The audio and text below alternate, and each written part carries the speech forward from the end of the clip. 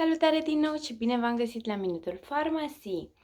Ei bine, în această video vreau să vă prezint un nou produs din portofoliul Farmacy.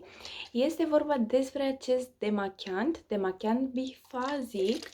O să mă demachez, eu în momentul acesta am machiaj la ochi și o să mă demachez împreună cu voi să vedeți cât de minunat este.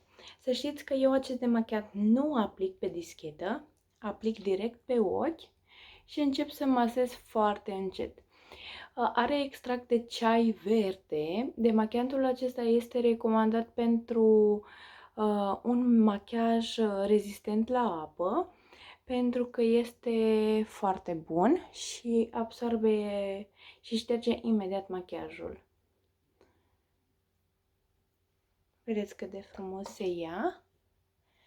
Imediat aplic, îl iau și masez foarte încet. Să știți că demachează foarte bine orice tip de machiaj, mai ales curăță foarte bine produsele care sunt rezistente la apă. Acum am luat o dischetă și încerc să îndepărtez machiajul.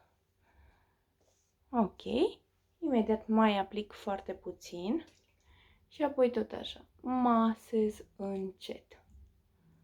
Și mai iau o dischetă curată și aplic și șterg machiajul. Să știți că nu mă ustură ochii absolut deloc de la el.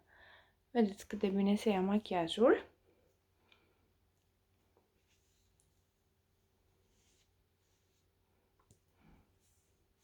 Acest demachiant este recomandat pentru zone sensibile, cum ar fi ochii, buzele, ochii.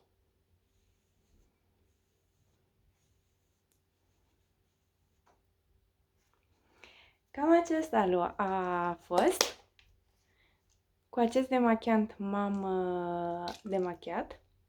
Dacă doriți să-l achiziționați, să știți că puteți să-l achiziționați de la mine. Tot ce trebuie să faceți doar să-mi scrieți în privat sau în secțiunea de comentarii. Eu vă mulțumesc și vă aștept la următorul Minut Farmacie cu un nou produs. Seară bună!